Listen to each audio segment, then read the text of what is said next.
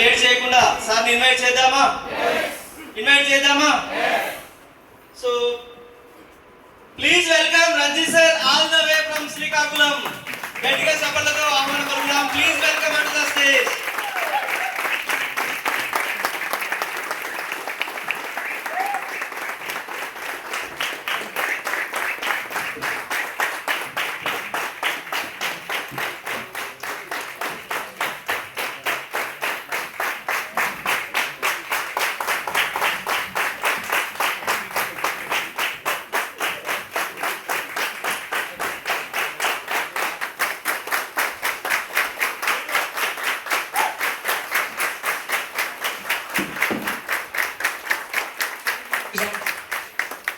Thank you. కూర్చోండి.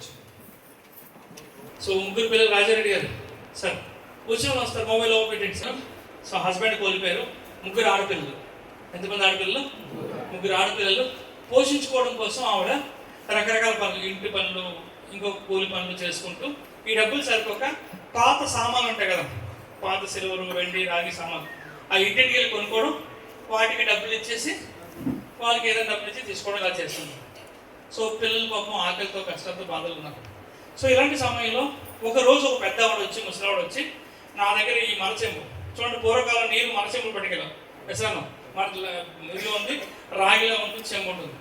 So ఆ పాత చెంబోడు ఇచ్చేసి నాకు చాలా రోజులకి భోజనం లేదు, ఈ చెంబు నీకు ఇస్తున్నాను, నాకు ఎంతమంది డబ్బులు ఉంటుంది. ఆవిడ కష్టం చూసి ఈ ముగ్గురు పిల్లలతో పాటు నువ్వు నాకు కూడా కూతురు లాంటిదని పెద్దవాడిని, సో అని చెప్పి ఆవిడ దగ్గర ఉన్న డబ్బులన్నీ ఎన్ని ఉంటాయని ఇచ్చేస్తాను. యాక్చువల్గా ఆ మరచెంబుకి చాలా తక్కువ వస్తుంది, కానీ ఈవిడ దానికి మించి డబ్బులు ఇచ్చేసింది. ఇచ్చేసి ఇంటికి వచ్చింది. ఇంటికి వచ్చి చాలా లేడీస్ ఏం చేస్తారు, అది సామాన్లు తీసుకుని ఏం చేస్తారు, మళ్ళీ అమ్మానంటే క్లీన్ చేయాలి. సార్ క్లీన్ చేయకుండా పాత సామాన్ కదా క్లీన్ చేయాలి. రాత్రి అన్ని పనులు ముగించుకొని ముగ్గురు పిల్లలు భోజనం పెట్టేసి జాగ్రత్తగా క్లీన్ చేస్తుంది. క్లీన్ చేస్తుండగా ఆ మట్టి అంతా పోతూ షైనింగ్ మొదలైంది. ఫుల్గా షైనింగ్ వస్తుంది. ఒక్కసారి ఆ పిల్లలందరూ షాక్ అయ్యారు, ఎంత లైట్గా వస్తుంది. లాస్ట్ చూస్తే ఆ మర్చెంబు కూడా ప్యూర్ గోల్డ్. ఏంటిది?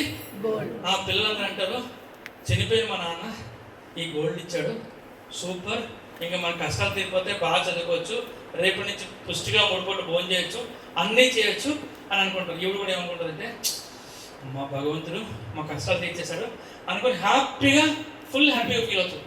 ఇలా ఫీల్ అవుతూ ఒక్కసారి భర్త గుర్తొస్తారు. భర్త చెప్పిన మాటలు గుర్తొస్తాయి. పరుల సొమ్ము పాము వంటిది అంటే దీని అర్థం ఏంటి?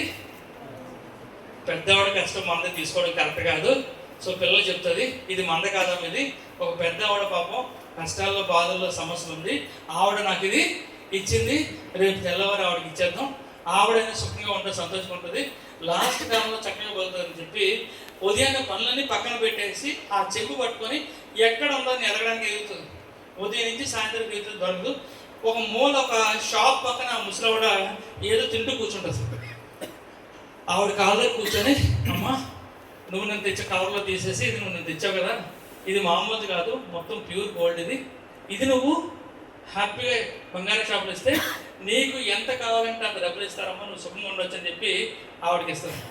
ఈ పెద్దవాడు అడుగుతుంది, మరి నువ్వు ఇంత కష్టాలు ఉన్నావు, ఇంత బాధలు ఉన్నావు, మరి నువ్వు తీసుకోవచ్చు కదమ్మా, నువ్వు ఎట్లయితే చేసుకోవచ్చు కదా, నువ్వు చక్కగా తీసుకోవచ్చు కదా అంటే ఈవిడ ఎవరైతే కొన్నాడు అంటది, మా ఆయన చెప్పిన మాట గుర్తొచ్చి ఫస్ట్ నేను తీసుకుని అనుకున్నాను, కానీ మా భర్త చెప్పిన మాట పరోక్షము పాపం అంటదని, నీ కష్టాన్ని నీకు తీసుకోవడం కరెక్ట్ కాదు అని అందుకోసమే తెచ్చాను.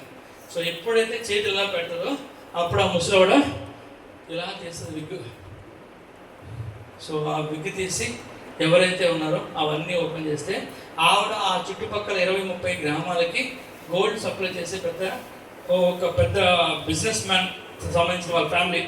సో వాళ్ళ ఫ్యామిలీలో ఏంటంటే మగవాళ్ళు లేరు, సో ఆస్తికి నెక్స్ట్ కాపాడేది ఎవరు లేరు.